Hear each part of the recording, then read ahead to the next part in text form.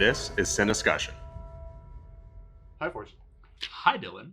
How are you doing? I'm doing well. Nice to talk to you again.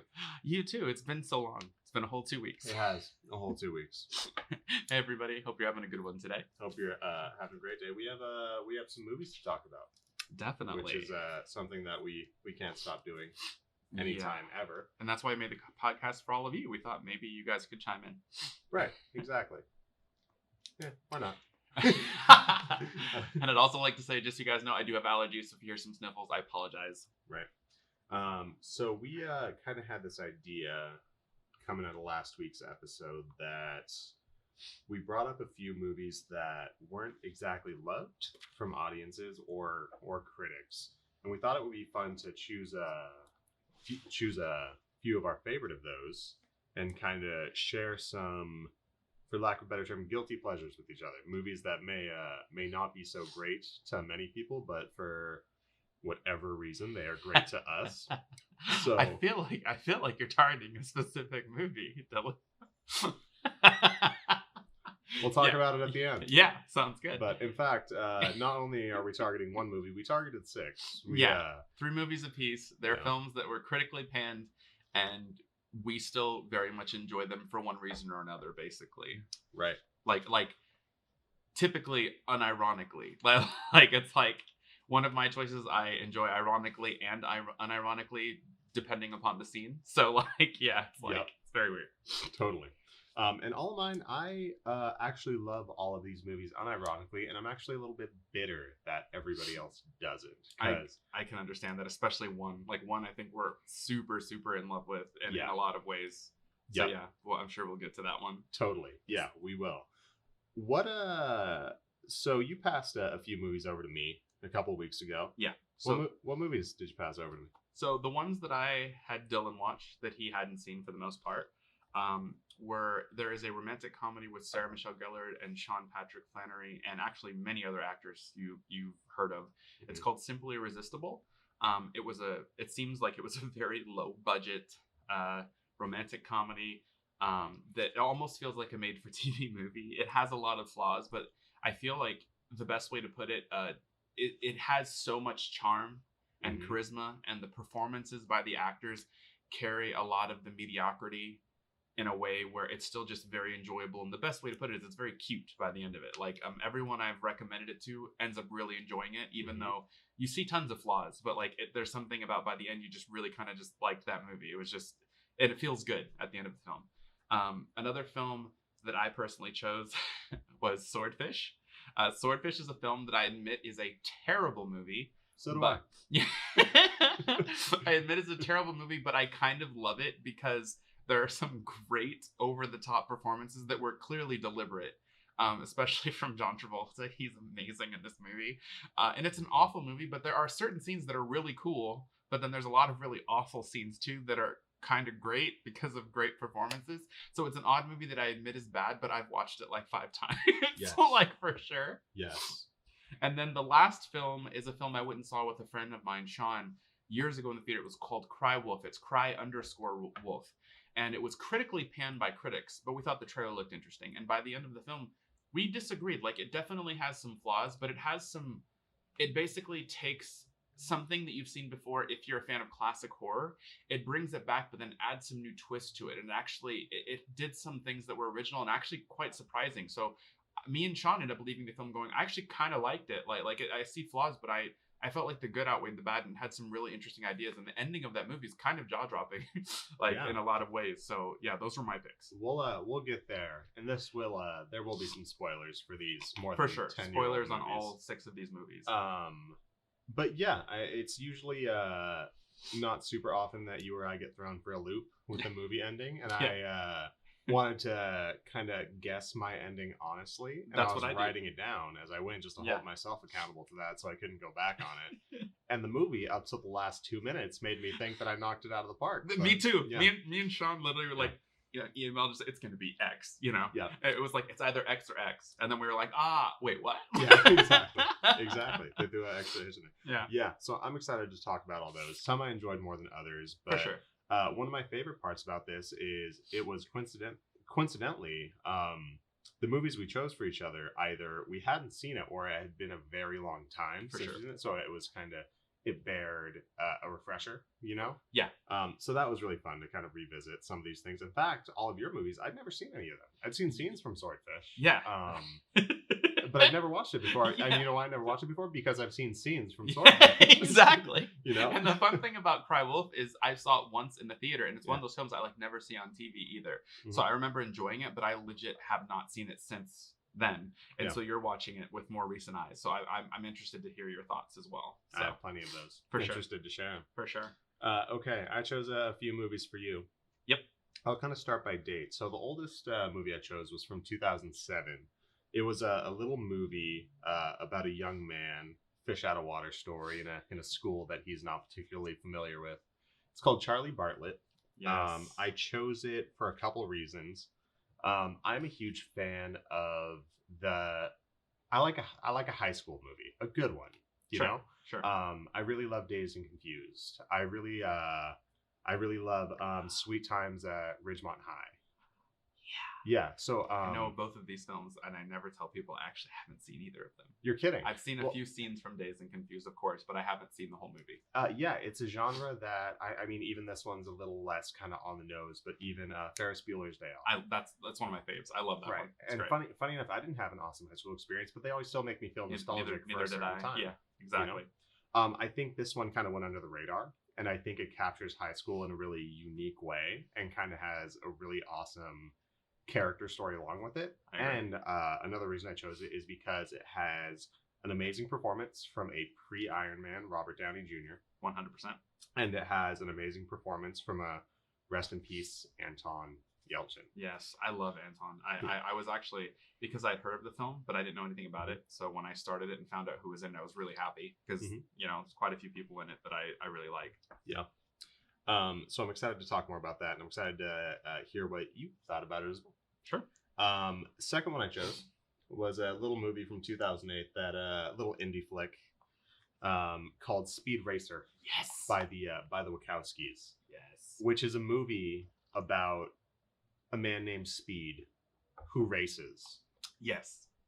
And it's excellent for some reason. Based on a manga from the 1960s, which became an anime, I believe, in the late 1960s. So it is actually based on a manga and an anime, and the movie looks and feels like a live-action anime, one of the first of its kind at the time. Yeah, and that's all true. And it's also a movie called Speed Racer about a man named Speed who races. And it's not garbage, no matter what anyone has you think. From the perspective of a children's movie, it is mind-blowing entertainment. And even watching it as an adult, some of the racing scenes and action scenes are... for sure. It's the Wachowskis. Oh, like, 100%. it's amazing. Like 100%. They don't get enough credit, honestly. And I feel like that. I guess we'll get to it when we get there. Yeah. So excited to talk about that one. I was excited to revisit it, and I really enjoyed it. Again, I knew I would. And I watched that again this morning, actually, because I was like, super fresh. I really want, and because I remembered certain scenes iconically that I thought were masterful. Yeah. And they didn't even disappoint. Like, I was so happy to see them again. So. Awesome. And the one I was most excited about came out a little less than 2 years ago. It's Color Out of Space, starring Nicolas Cage, directed by Richard Stanley. So there's a few things that I really love about this movie. First off, I am a huge Nicolas Cage fan. I am. Yes, you are. Because it tends to be that whether the movie is great, because he has some great ones, or the movie is trash, because he has even more trash ones. I'm always entertained by his performances, it's always something unique that no other actor is doing. So even if it's not a good movie, I'm always like, I had a great time with this. But in this movie, we'll get to our opinions on his performance, but it's I have one word I want to say, but I'll wait. Yeah. We'll get there. But also, I'm a huge fan of H.P. Lovecraft. In fact, if you look behind you, there's a giant tome on the top shelf of my bookshelf of all of his works. Oh, have you read all of his novels? No, but I've read more than half of them. Nice. Yeah. And on top of that, you see a lot of Lovecraft inspiration all throughout Hollywood, all throughout the movie industry, all throughout literature, all throughout the video game industry, but you don't very often get true adaptions. Yeah, that's what I've been told. Right, and you don't very often get adaptions that are good and entertaining and feeling true to the source material and the themes that come along with H.P. Lovecraft. Yeah. And I thought this movie had all of those things. It felt like, I'll admit, I've read kind of synopses of a lot of his stories. I haven't read them all the way through, but from what I've read of other people who've criticized and kind of summed up his work, yeah, I could see what you mean from just the feeling of Color Out of Space.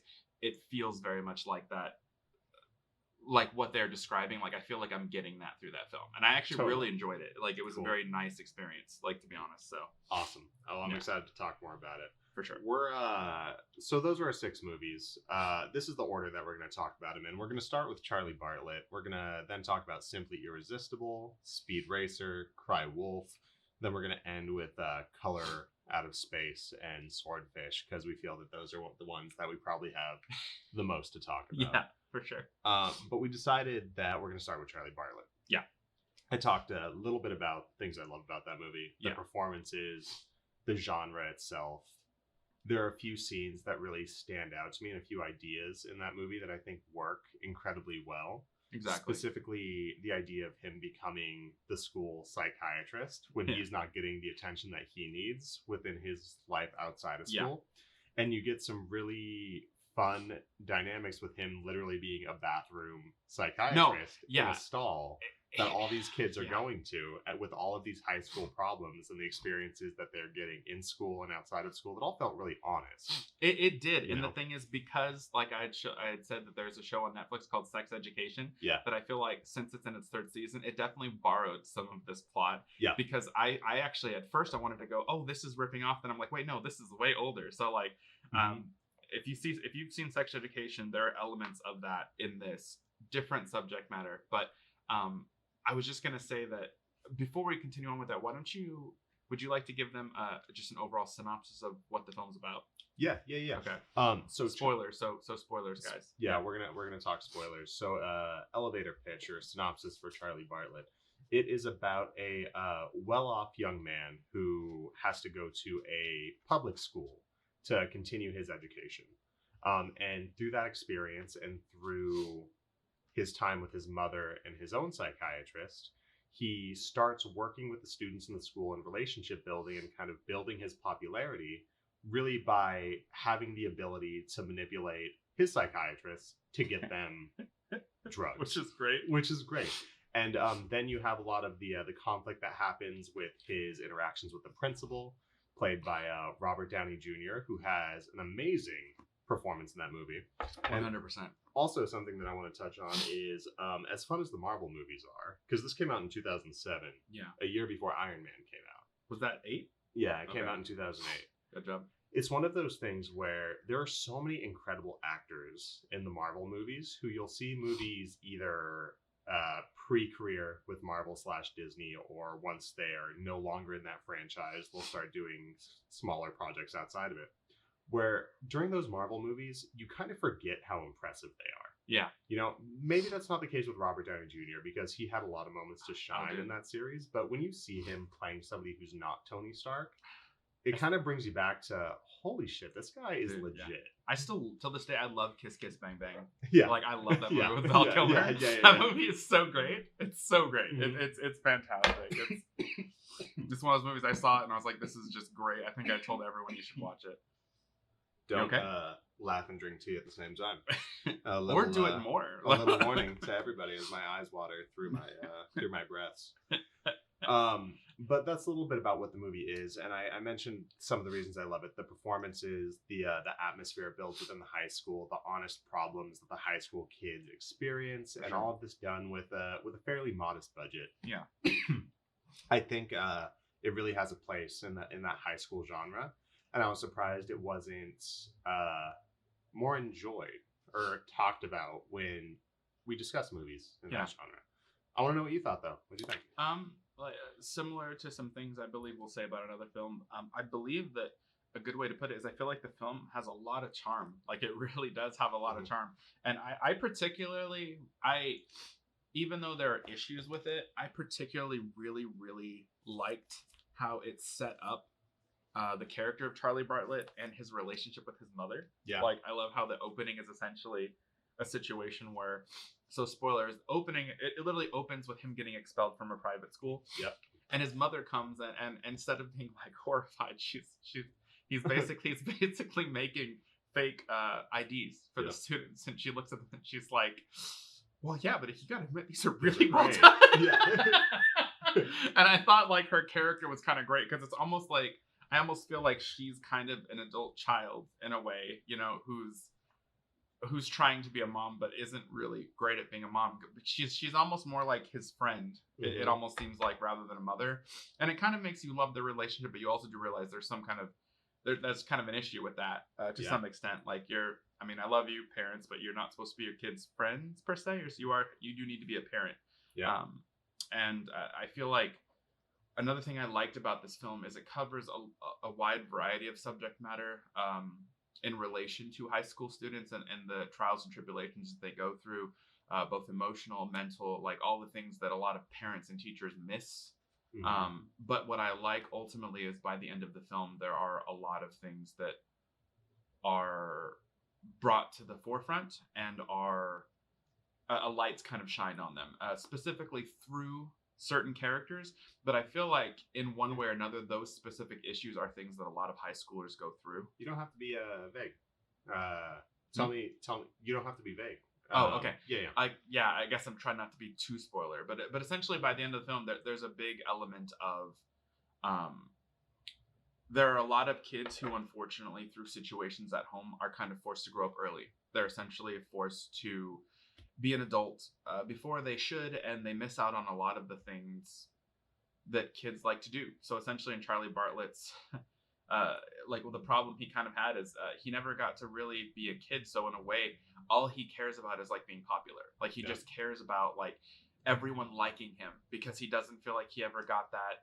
In a way, it's like the unrealistic, cliched high school experience that most people don't get unless you're like in the it crowd. And even within that crowd, I imagine even within that crowd, there's certain things that you deal with that everyone else isn't going to understand that you deal with. But that's all he cares about. I mean, essentially, there's a lot of foreshadowing just in the first 10 minutes about like really what he thinks he wants. Let me put it that way. Yeah. And essentially, it's a film where you get what you want, and then you kind of realize the responsibility that comes along with it. And how if you don't consider that responsibility, how things can go awry as well. And I feel like that's something that, in a way, a lot of the times you don't learn until you're an adult, because most kids don't get that kind of power or popularity or what have you until they're older in a job or with a group of friends. And he kind of learns the hard way. And it's interesting because he tries to find a way. He genuinely has a good heart. Like he's genuinely... He takes that and actually tries to help people. He's doing it in a really bad way. Yeah. But and honestly, the scenes with his therapist where he basically researches symptoms of different conditions and he's just like giving them to them. And of course, all the therapists just want their money off of all the prescriptions. So they're just like, oh, I'm going to issue you X. The psychiatrist. And X. Yeah, all the psychiatrists, you know, they want their kickbacks for the, the prescriptions they're issued. So like, I'm going to put you on this, and this. And he's basically playing them based on the medical research he's doing on psychology. So he's basically being a WebMD psychologist, so to speak, before WebMD I think existed. Yeah. And he's basically abusing that to get medication to give to other people that he feels needed. Yeah. And it's a very interesting idea for a script because he's rich. So he's not actually doing it for financial gain like you would expect from a film like this. He's literally just doing it because he feels it puts him in a situation where everyone appreciates him. Yep. And he's always in a situation where he gets respect and kind of just love from everyone because he has something that they feel he has something that they all need. And by the end of the film, he understands that the fact he's almost like becoming what part of the problem is. And he even tells them that you need to stop relying on other people to tell you what you need, and you need to kind of delve deep and figure out what you need for yourselves, because ultimately no one can tell you what you need but you. And that's a huge lesson that I feel like a lot of us learn as adults. It's okay to get help, right? But you also need to find out what you need by analyzing yourself as well. Right. And there are a lot of other things that are covered, but I mean, I feel like that's a big crux of something that speaks to me, because I mean, a lot of us deal with our own mental health issues and things, and ultimately, I feel like that as a film, kind of giving the audience that message through a student that's put in this very, very uniquely comedic situation, was a very interesting lens for the subject matter, because I feel like you can see lots of movies that'll give you that message, but the way they did it was definitely very unique, like exceptionally unique and well performed, like super well performed. The scene, I'm happy that you brought up the relationship with his mother and the themes around kind of taking responsibility for those actions, because at the end of the day, even though he has a positive relationship with his mother in a friendly sort of way, she regularly enables him to do whatever he wants to do. Which is a problem. Which is a problem, and that leads him to really the plot of the entire movie. There's no discipline whatsoever. There's no discipline. And it also comes down to, when it climaxes, there's a scene where he is going to meet with his principal, who has lost his job because a child has been selling drugs throughout his school for a very long time. Yeah. Not to mention, we should point out that the principal's daughter, who's played by Kat Dennings, goes to the school, and he's also dating her. Right. So it looks bad to the district to have the person that's causing all this trouble dating the daughter of the principal, and the principal won't expel him, essentially. So it's like, and towards the end, the principal is having he's taking a moment. He has a bottle of alcohol in one hand and a handgun, a pistol in the other hand, and he's shooting bullets into his pool at a wooden boat. Yeah, and that earlier he was driving around supposedly happily, right? Right, exactly. And there's a scene where him and Charlie have a confrontation in that environment, and he's drunk, and there's tension there because there's a handgun in the scene, and you don't know if it could potentially go off and hurt somebody. But they have a conversation that leads to an argument, and Charlie breaks down and says, "I'm just a kid. I'm just a kid. I don't know what I'm doing. I'm just a kid." But because of his relationship with his mother, he just knows how he's trying to figure out how to take care of himself. Exactly. And have an effect on his environment and feel noticed, and have somebody say, "Hey, I recognize you're alive in any way." Exactly. And the way he does that is he connects with them by selling them drugs. Exactly. But similar to being able to take our responsibilities, my favorite line in the whole movie, during that scene, Robert Downey Jr.'s character, the principal, he scratches his head with the gun, and Charlie's scared because he thinks he's going to shoot himself. Yeah, so there is some foreshadowing earlier to this event, so it's not out of nowhere. It does feel like this. Just so you guys know, this seems like a random ending. It's not. It's very much within character based on the way the film is set up. It's written well. So and Charlie tackles him, and they fall into the pool, and he drops the gun. And Charlie hits his head on the diving board, which is bad for a second. Right, exactly. So the principal dives in and pulls Charlie up. And he says, "Why would you do that? Why would you ever attack a drunk person with a gun?" And Charlie says, "I thought you were going to kill yourself." Yeah. And Robert Downey Jr.'s character responds, "I can't kill myself. I have too many responsibilities."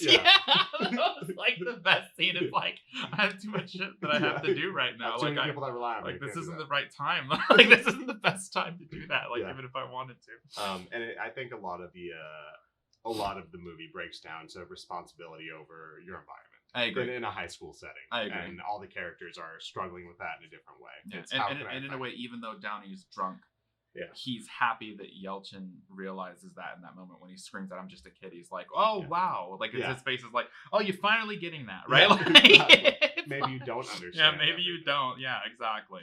Another thing I feel like is interesting about the end is it's not romanticized. Like I feel like the way it ends is correct, because as much as I love Downey, he was a terrible principal, and essentially him being fired is legit. Like you basically get to know him when Charlie is at school and he's getting a swirly by these bullies. The principal catches them. You're like, "Oh, cool. These guys are gonna get like suspended and stuff." No, he just sends them back to class and asks Charlie if he's okay, and then tells him he needs to get to class. Like, I was like, at first I had the Swordfish moment where I was kind of like, what is this movie? Like, I was like, that's so unrealistic. And then as it went on, I was like, yeah, he's just a bad principal. Like, he really just needs to not be doing that job, like, for sure.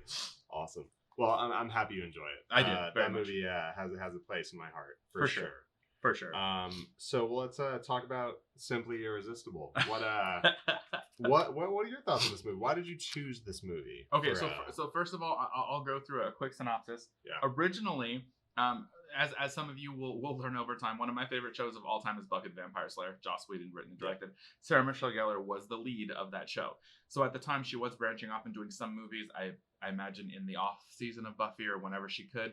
I Know What She Did Last Summer was one of them, and in my opinion, she was the best character in that film. She had the best performance, she had the best death, and I would argue it would have been an even better film if she was the lead in it, because her character had more to her than even Jennifer Love Hewitt's did. So it was kind of like, anyway, But the reason I watched Simply Irresistible is because I kind of just wanted to support her because I was a big fan of Buffy and I liked her. Yeah.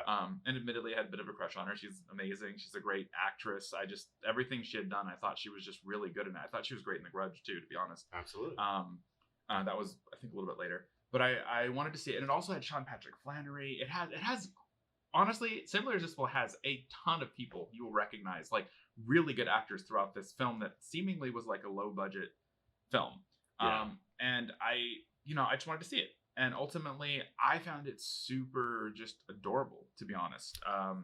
Charming is another word for it.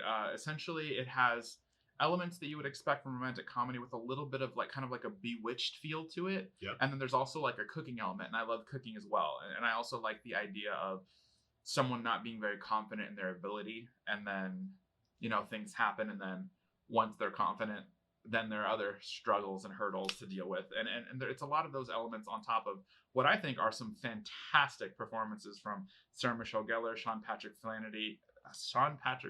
Got it. Her best friend, I forgot his name, the guy from The Wire, but he's great. Yeah. Geez, I can't remember his name. I feel so bad right now because he's a great actor. Barksdale. Yeah. From The Wire. Yeah.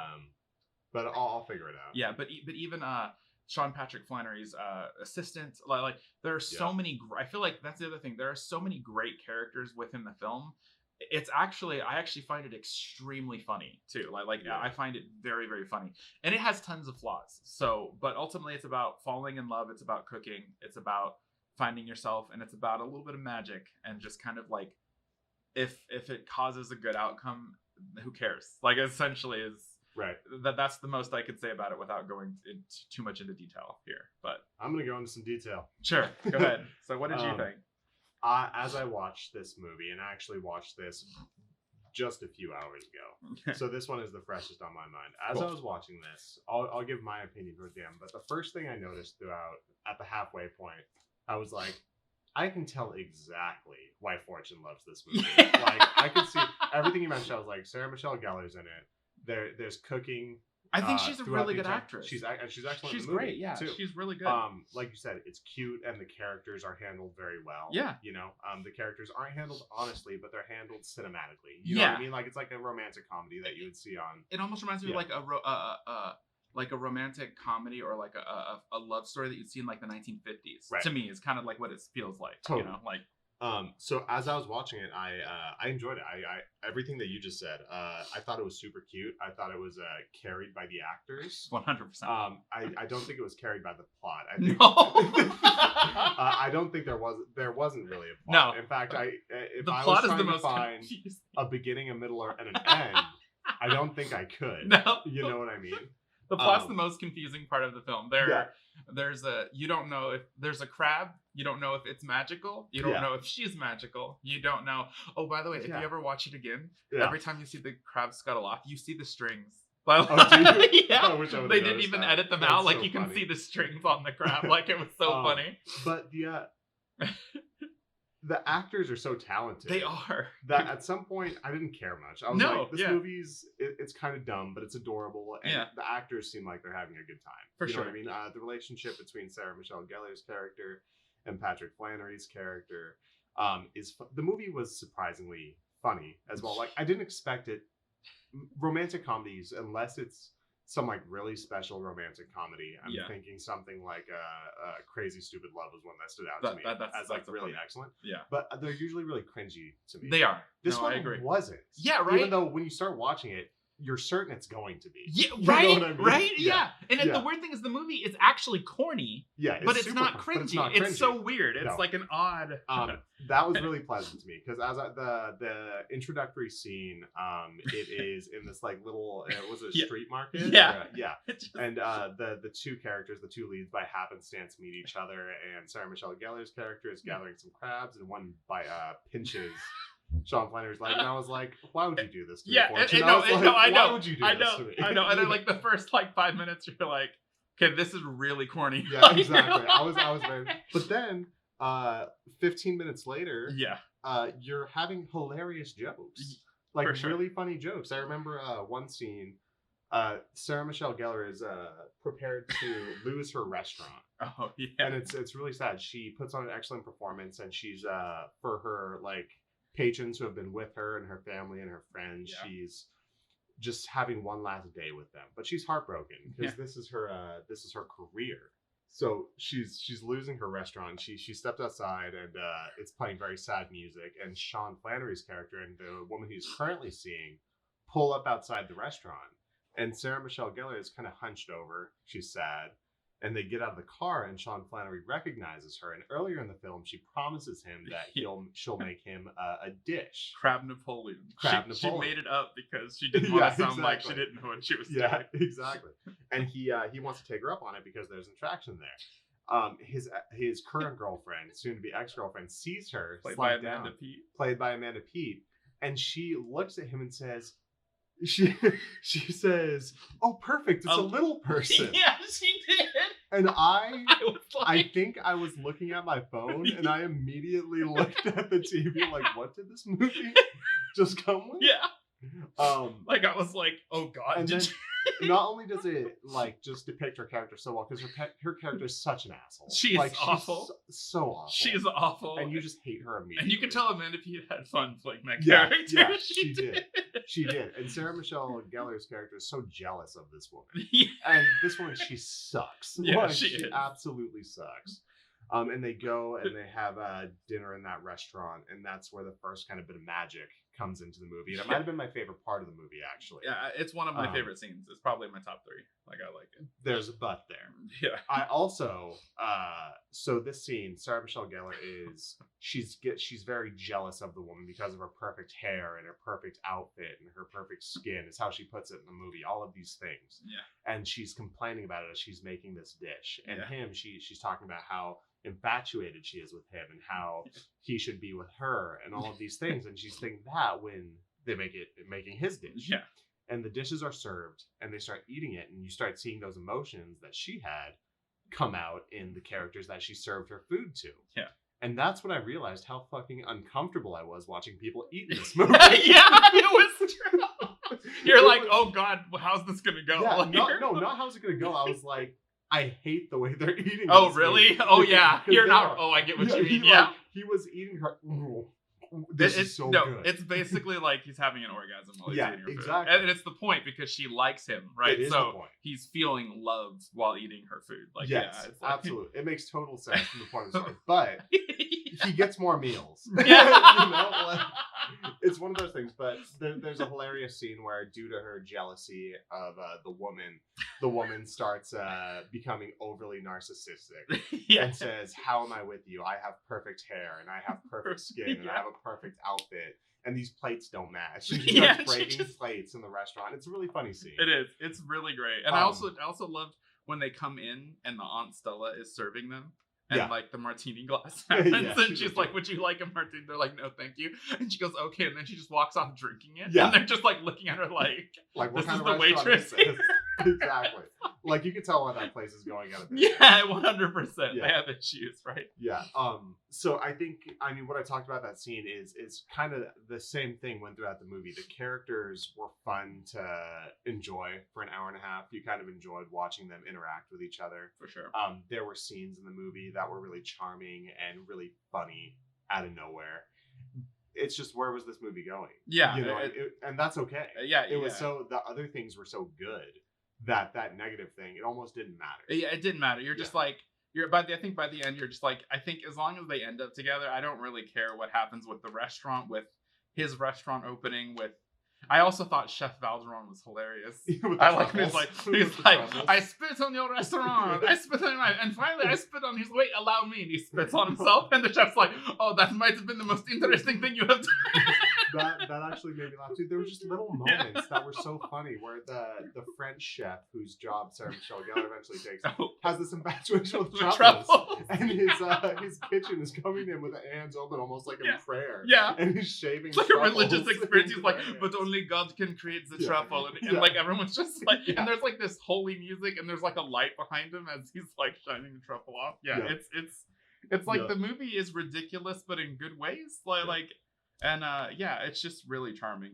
I was hoping you'd like it, because it's one of those films, whenever it's on, I'll usually finish it, because it's just, you're always happy by the end of it, right? I totally agree. And I did like it. It was one of those things where when I started it, I was like, And then after about 20 minutes, I was like, oh, yeah, I'm enjoying this more than I expected I would. for sure. You know? Literally, when they show up at her restaurant, that's when, like, oh, this is what this is going to be about. Yeah. That's when it kicks off, essentially. Like, it's like the first 15 minutes is kind of all the exposition and foreshadowing, and you understand the plight, and you've met the characters, and now the movie starts, right? Like, that's kind of what happens. So. Yeah, totally. So I appreciated you recommending that one, and I appreciated that it completely flipped my expectations. I try to go into almost everything with no expectations, but I watched the 15 minutes and I was like, I could tell why Fortune loves this movie. For sure. That doesn't mean Dillon will love this movie, you know?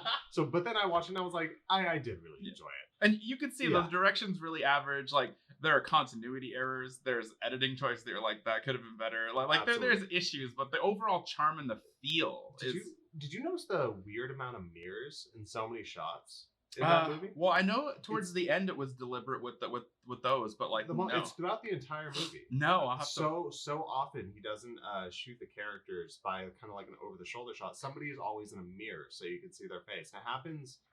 Yeah, I did notice the scene where she's looking at the stuff they're at Tiffany's after their first kind of scene at Tiffany's. There's the scene where she's talking to D'Angelo Barksdale, for lack of a better name, the guy from in her bedroom when she's getting a dress. Yeah, that is true. That is true. He's in the mirror in that scene. Oh, I didn't. It was a weird thing. It's not. Director just likes mirrors. Maybe I guess he just likes mirrors, and it's not anything that's like important or like, wow, did you notice? It was just something that I saw. That I was like, there's so many mirrors in this movie.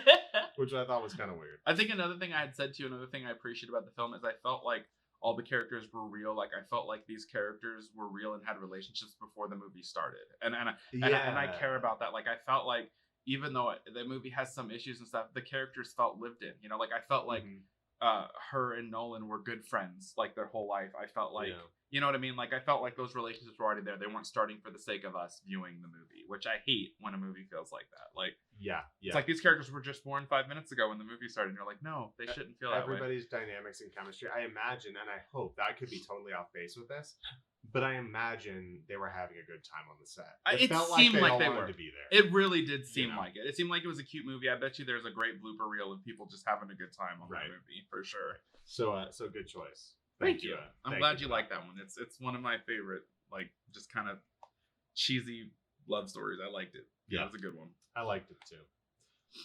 Next is Speed Racer. I talked a little bit about why I chose this movie. It was directed by the Wachowskis in 2008, which was a big blockbuster year. I mentioned it was the kickoff of Marvel. It was the year Iron Man came out. And unfortunately, those are the two that I think is notable. 2008 was a big year for movies. Yeah, that's crazy. I didn't realize that was around the same time. Yeah. So long. And I remember going to see this in theaters, and the only reason I went to see it was because the Wachowskis directed it, and we're both fans. For sure. And I didn't go in like I usually do. I didn't go in with any expectations. I wasn't a huge fan of the anime. I'm sure I watched some episodes when I was a kid. Yeah. But I was familiar that there was Speed Racer and there was Racer X, and he had a monkey, if I remember properly. You know, all of these weird things where I was like, hopefully this is a good time at the movie. So I saw the trailer, and I thought the trailer was really impressive with the visual effects. That trailer was amazing. Yeah. Great trailer. I went to see it, and I remember just leaving the theater like, holy shit. Right. Like, that was awesome. It was. It was so cool. It was cool. Unfortunately, I don't remember all the awesome things about it, but I just remember every time Emil Hirsch, who plays Speed Racer, gets in a car, and I think it was Matthew Fox. I love Matthew Fox. I think he is one of those actors that is fantastic. Yeah. In the last 5 or 6 years, it seems like he stopped making movies. I read he had some issues with alcoholism, but I think he got sober and all this great stuff, and I was really hoping to see him more because he started in Lost, and even though you might have issues with Lost off and on, his performances were fantastic, and I think every movie I've seen him in, he is great. Like even his speech to Speed towards the end when he's like, God damn, I just want to be there. Like he's great. Like he really is great. I like Matthew Fox a lot. Like, he was great as that character for sure. And I think for me, this was a lot of times we talk about all of the things when there's a change of source material, whether it be an anime coming to a live action show or a video game becoming a movie, we always talk about how disappointing they are. You know, it never translates well. this was one of the times every now where and I then, felt, but it's rare. every now and then, sure, but most of the time that's the conversation. Yeah, why for would sure. you make that this? You know what I mean? It's Yeah. already perfect as it was. Yeah, like that would translate fine with film. So why did you change it? Like, this movie to me felt like such an escalation of source material. I agree. You know, like 100%. it was like, this is the best version of this thing. I think so. You know too. what I mean? Yeah. Like, this is the best version. If someone wants to watch Speed Racer, unless like you're of age where you enjoyed the cartoon and you have that nostalgia, For if sure. somebody's like, I want to see something Speed Racer related, watch this movie. Yeah. Because it's freaking cool. Yeah, man. because even as a kid, I didn't watch it religiously, but I remember the color patterns and the way it looked. Yeah. Like, this movie was the first, essentially, I think what's amazing about the film is if you think about it, at that time, there had never been a movie like that. And if you really think about it, it's a live action anime. That's what it looks like. Even the art style for the races, they're not trying to look photorealistic. No. They're looking colorful, and it's CGI, but it looks like an anime. It is the coolest thing. Even some of the sequences that might be off-putting if you're not used to animes, it'll go from serious scenes to jokey scenes with the kid and the monkey that are anime style, where like the background goes gliding by and they're like leaping at things. Those are anime joke scenes. And it was one of the few movies I've seen that's done it well.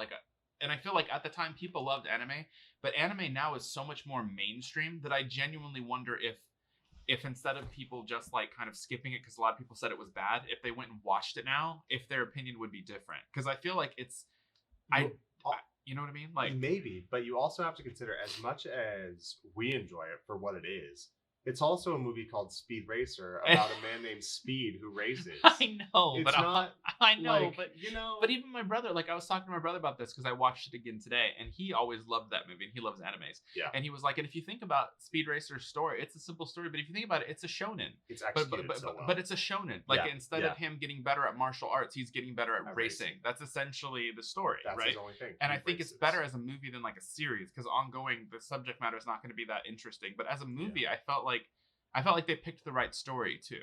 I felt like, you know. Yep. And there's a little bit of a mystery, and I think everyone figures out part of the mystery, and then you're like, oh wait, I was wrong, and then it's like, oh no, I was right.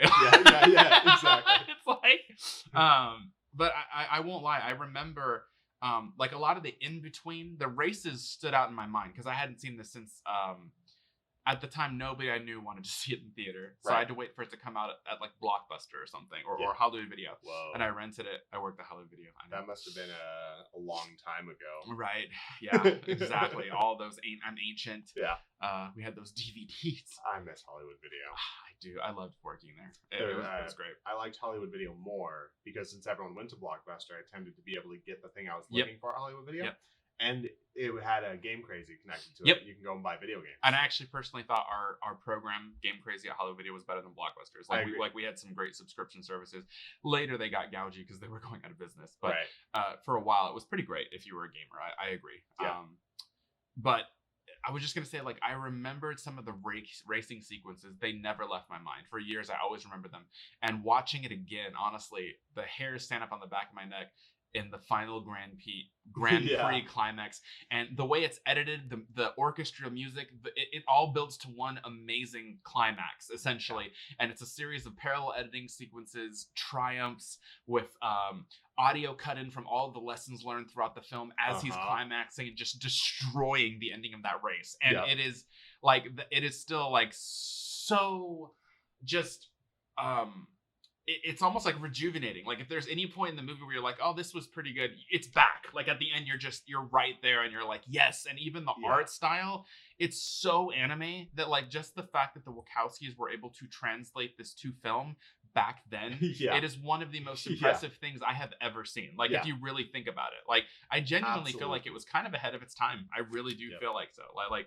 And in the classic hero's journey type way, that's how you should feel. Like if you're in an action movie and the climax doesn't make you feel like you're about to jump out of your seat, and then you could just sit back and watch the ending unfold. Yeah, it could be better if that's not the feeling. And this movie has one of the best versions of that. Sure. You are like, oh my god, for sure, throughout the entire last. And you're almost like, oh, and there's like this whole desert race that is essentially like a 10 to 12 minute long race sequence that is just phenomenal. And you're literally like, well, nothing is gonna top this, right? You're like, this is insane. Oh, you're wrong. Wait till the Grand Prix. Like you're like, and then, years later in desert vehicular manslaughter, we got Mad Max. Yeah, I know. Fury Road, which is he was like, I'm gonna do a slightly more realistic version. The fact that movie exists. Just getting off. That movie's a topic masterpiece. I'm just gonna say. Not only is it a masterpiece, it's one of those things. I love to be alive. Me too. Because just to see something like that. I don't know if he would have been able to film that here. I think even with the stunt teams, I don't think they would have approved it. He shot it in Australia. It was so creative and such a vision brought to life in such a unique way that I'd never seen another movie do in that way. I agree. And as we both know, a lot of times we're in a creativity drought. And it's very rare. Unfortunately, we always see different, and in ways this is applicable, but not so as much. We always see a various version of a different idea. Here's another version of this. Here's another version of this. And you get used to that. You're just hoping it's delivered to you, with enough twists and turns that it feels new. Is essentially what happens a lot. And when I sat down in the theaters and saw Mad Max Fury Road, I was like, I have never seen anything like this in my life. And the crazy thing was, he made some post-production decisions that are awesome, because the original posters were way more gritty, way more desaturated, which I don't think would have been as visually stunning. Yeah. But somewhere along the line, he decided to go with a brilliantly vibrant color palette. Like the oranges pop, the blues pop, every color. It's so colorful and gorgeous. And I feel like and a lot of the night sequences that were gorgeous with the blue, those were shot during the day. It was a day for night post-production situation. Yeah. And he managed to make it look beautiful. Like the whole film almost looks like an art piece, and it does. It's fantastic. The fact that you could do such an overhaul in post and change your mind on something, and it didn't turn out a mess. It turned out better. I feel like that's not always the case. No, it's not always the case. But just to bring us back on track, pun intended, is I don't have much more to say on Speed Racer. I think it's simple. It is what it is, and it's one of the best versions of what it is. I think so too. Like I could see some of the in-between stories, some people kind of rolling their eyes. There are a lot of cheesy moments, but if you look at the tone of the film, the whole film is designed to be cheesy. Like it's capturing that Speed Racer-esque, family friendly kind of cheesy. That's what it is. But the action scenes and like some of the stuff in that movie is unlike anything you will ever see. Even the way the cars move, like they don't even necessarily move straight. They'll glide and spin, and it literally is like if a kid was playing with his RC car on a racetrack, crazy cool stuff. But then there's like James Bond elements where they'll build defensive and offensive capabilities with the cars in different situations, and gadgets, and flips, and it's so cool. It's so cool. It's a child's imagination on screen, on steroids. It is awesome with the Wachowski's budget behind. Yeah, I'd give it like a. I decided in my YouTube channel, I'm gonna my scoring system is gonna be starts with a meh. Meh. So I would give it a good. That's the lowest is meh? No, meh is in the middle. Oh, okay. And then it goes good, great, masterpiece. And then if you go in the reverse, it's oh boy. Seriously, and oh come on. So I would give this like between a good and a great. I would give it like a good, but it's a really strong good. It's a lot of fun. I like that rating system, because when I started Simply Irresistible, I definitely thought, oh boy. Yeah, for sure. And then you're like, and then I was like, good. Yeah. You're like, oh man. And then you're like, okay, it's good. Exactly. It's not great, but it's good. For sure. All right. Let's talk about Cry Wolf. Please do. What keeps this one in your mind? What made you want to talk about this? So again, I saw it once in the theaters whenever it came out. That probably had to have been over 10 years ago. Mm-hmm. Maybe 15. I don't know. But I remember there were some things I didn't like along the way. I liked the premise. I saw the movie from the premise, because if I remember correctly, the trailer essentially is like you're in college. It's a group of kids. I think one of the guys is newer. He might be British or something, but it's like he probably, it's been years, but it's like an American college, and there's just like this group of friends he falls in with. And in the trailer, it was like, chat rooms and stuff are a thing, right? Yeah. And so chat rooms is where people, share rumors about school and stuff. So they thought it would be fun if they invented this fictional serial killer that's supposedly on campus to create like this new urban legend, right? And they do it. But then what ends up happening is someone essentially starts taking it too far and becomes this person, and then starts messaging them back under this moniker. And they're like, well, wait, what? Like the wolf. Yeah, the wolf, right? And they're like, well, this is they invented the wolf, so I don't understand. And at first they think that one of the people in the group is playing a trick on the others. But then I'll just say things start to happen throughout the film, and you're like, oh crap, someone took this to a whole new level, and now they're kind of at the they're on the back end of this game. And then like throughout the film, I started having these ideas about the ending. I had two versions of the ending, and then essentially the ending happens. I was like, oh, I was right, but then there's a caveat to it, and then there's more than a caveat. There's a huge there's essentially a plot twist on an old idea, and then there is a complete twist on top of that. Which it's not like unfortunately like an M. Night Shyamalan thing where there's just like a twist and a twist and a twist sometimes and it just doesn't work. Yeah. This twist actually works, and it's like a manipulation of something that you've seen before. If you spoiler wise, there's a classic horror film called April Fool's Day. It's essentially like there's like a serial killer, and at the end, kind of like everybody, was in on it. It was a joke. Yeah. There's an element of that to this movie, but then they take it a couple steps further, is what I'll say. And I thought the premise was really cool. I thought the premise was really interesting, and the ending stayed with me. The performance between the two characters, how it's delivered, the mental state that one of the characters is left in after being told something. Yeah. And if I remember correctly, it just cuts to black. And I remember that ending shot always stayed with me because I love endings where I'm just like, oh crap, holy shit. Yeah. And it was one of those holy shit endings. It's almost like Saw when, he gets up off the floor. There's like, it's not to that level because Saw is like more highly, loved. But it was a moment like that for me where I was like, because the character's performance turns on a dime. Yeah. And it just leaves you with that. And I liked it. And I thought that the actress did a very good job. So I agree. I have opinions on this one. Sure, feel free. I have a lot to talk about. Sure. So, it's been years for me, so you haven't seen it fresh. It's the first time I've ever seen it. This movie, once again, it's called Cry Wolf. It came out in 2005. Okay. Yeah, it was directed by Jeff Wadlow, who went on to make Kick-Ass 2. Yeah. So the guy's got some chops. This falls into kind of the classic serial killer genre. Yeah. It shared a lot of DNA with Scream. Yeah. Friday those early 2000s. Early 2000s, like I Know What You Did Last Summer. Yeah. It's in that ballpark. Yeah, it was like a new idea, but it tried to follow somewhat those formulas back then. Yeah. Totally.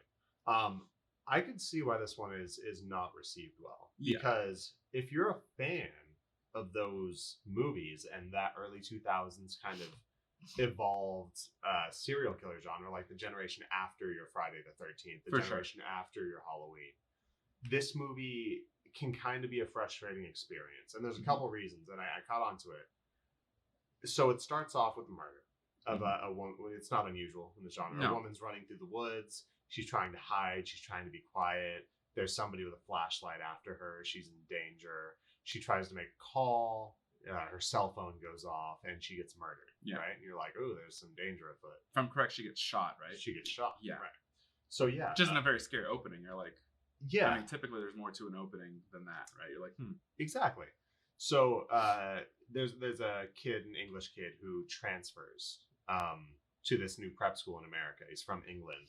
He has an absent father, which ends up not mattering at all. I know. It doesn't matter in the slightest. As far as I remember now. He meets a girl immediately who ends up, she's played by Lindsay Booth, and she ends up being one of the main characters in the movie. She's great. And there's also a solid performance from Jared, is it Padalecki? Sam Winchester from Supernatural. That's right. He's in this, isn't he? The character's roommate. Yeah, that's right. So, I forgot about that, actually. He forms a relationship with these two people who bring him into a larger friend group. And they go to this church and use some very non-woke language. For sure. Yeah. First of all, this is how... Unfortunately, people used to talk. Like, it's 100% honest. Yeah, it's an honest film. Yeah. And by going with how people used to talk, the movie also feels very much early 2000s. It's a young internet movie. It's almost like the filmmaker said, "What would a killer be like with the internet involved?" Exactly. You know what I mean? So that's the time. And it was kind of an original idea for the time, like what they did. Totally. Yeah. So you mentioned something before I go off on this. When they go to the first meeting where all the friends get together and they're going to play a game and you're going to kind of get to know everybody's personality and they're playing Among Us. Essentially, they are. No, the funny thing is, if you think about it, that's basically what it is. That is exactly free Among Us. That is. It almost makes you wonder: did one of the Among Us creators secretly love this movie? They sit down and there's a group of maybe 8 of them. Yeah. And they explain the rules and they say, all of you are sheep, but one of you is going to be the wolf.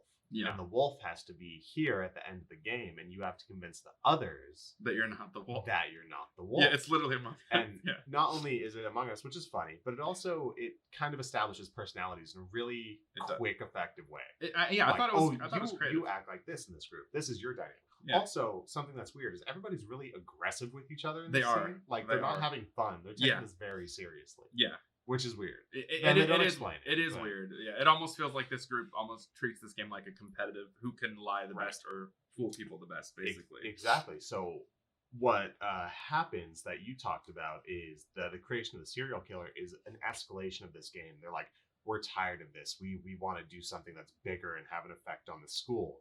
What if we're the wolves and the school is the sheep? We could create that girl in the woods just died, and we can create a serial killer and scare everybody in the school. Yeah, make them think that was just the first of more to come or whatever, right? So then, like you talked about, it goes to somebody starting to send them instant messages as this killer. As the wolf. As the wolf. And they what happens is they write an email that is supposedly forwarded from a kid from another school, and they create the fiction that there's been a killer going from campus to campus, going on killing sprees at the campuses, and it always starts with a woman being killed in the woods.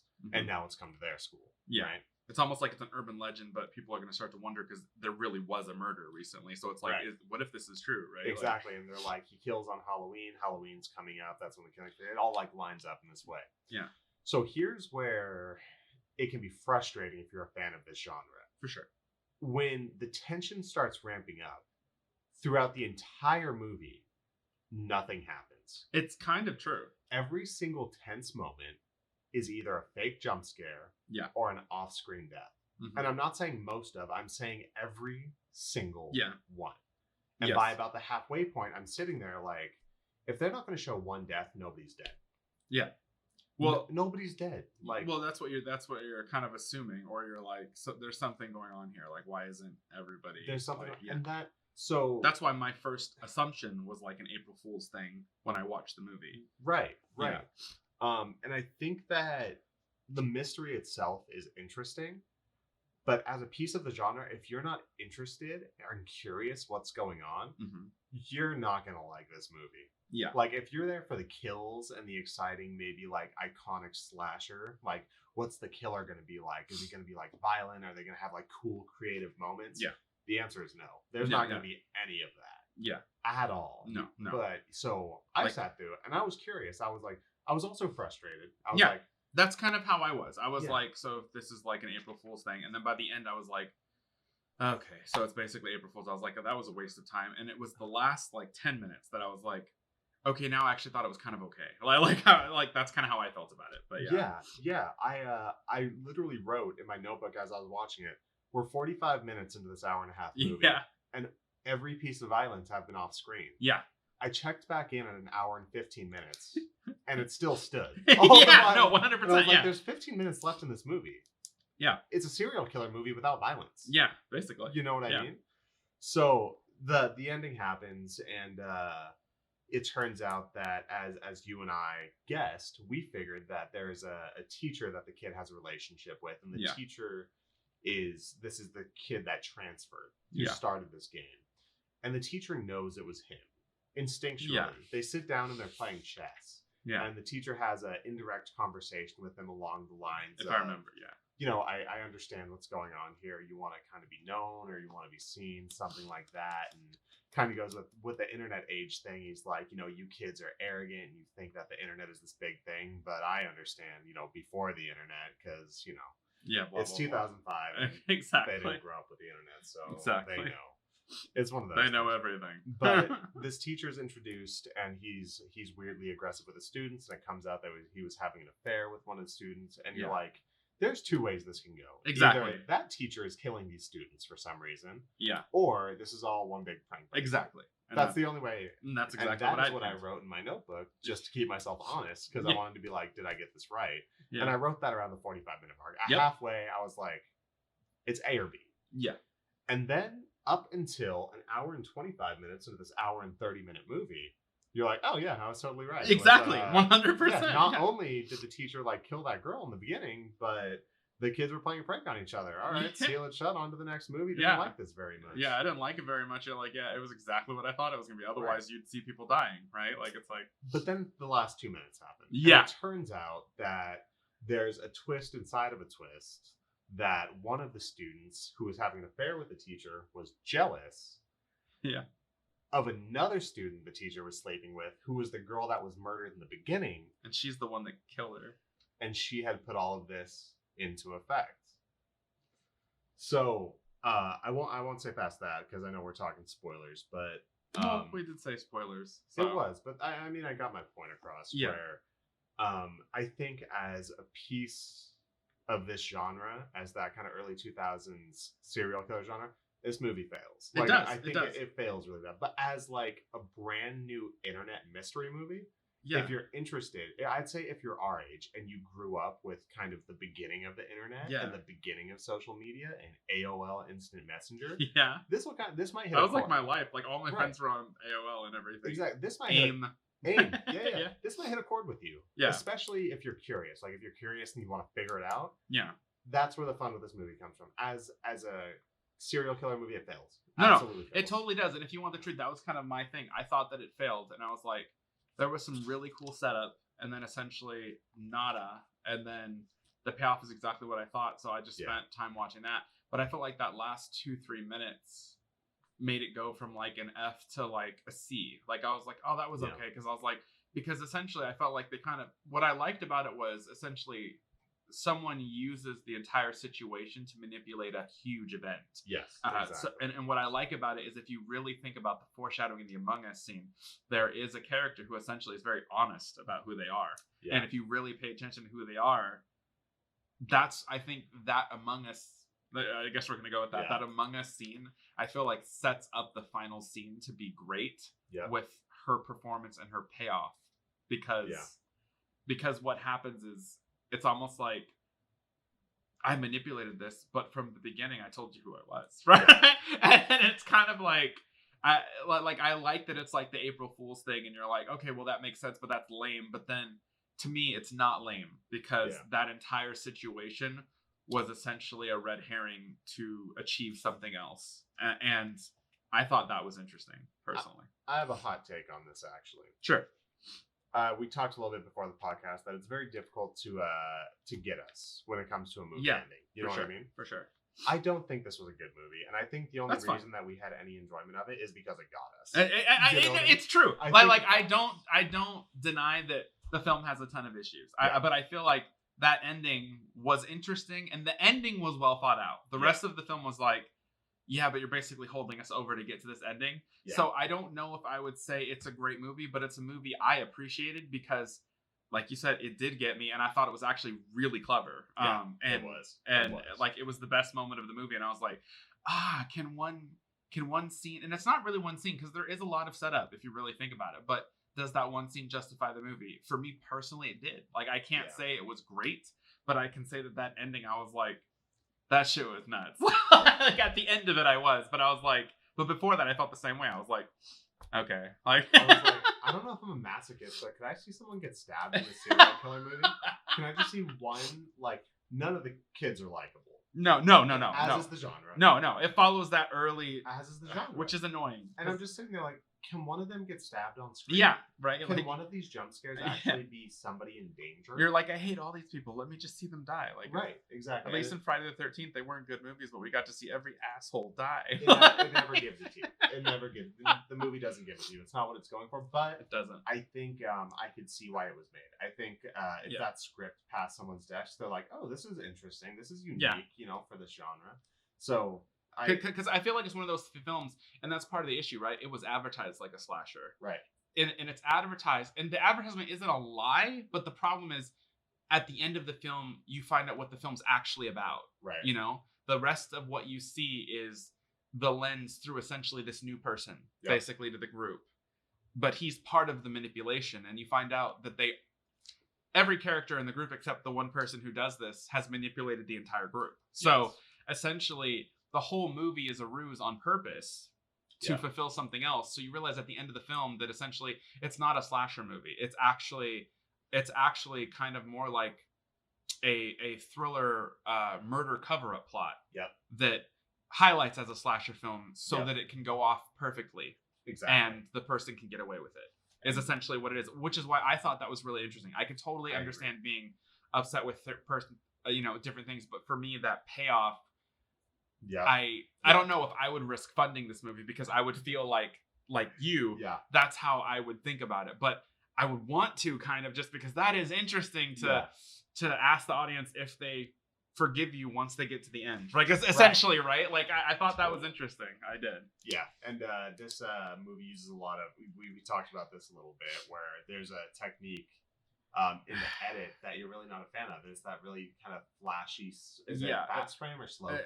It's basically, if I'm correct, it's like a really low frame rate. It's probably like 8 frames a second or something, so it looks really choppy. Yeah. I've never liked it. I personally don't like it. They did it in Resident Evil Apocalypse a few times, and I remember every time they did it, I was like, no, can I just see what's happening? Like, I'm not a fan. Lot of it. And especially during one scene, there's a montage of them developing this killer character. Yeah. And they're going through, there's a lot of cuts that this is where a lot of the creative I almost don't mind it in the montages, to be honest. I thought to the some montage extent. was kind of cool. I was gonna say do creative editing of like transitioning from an email to an email being in the background of a conversation. It was cool. It's interjecting between these like low frame jump cuts of, and it's like the schemas. The killer actually like getting dressed, but for sure it's them creating it. And I was like, this is probably my favorite part of it. Yeah, like I didn't hate it for the montage. It's when it's used during some of the fake murder scenes and things that I was like I was like, stop it. But overall, I haven't decided if I can forget it for the lead. But totally understand. I will say that I thought the ending was great. It was great. Excuse me. Sorry, bless you. I thought it was a great ending. Yeah.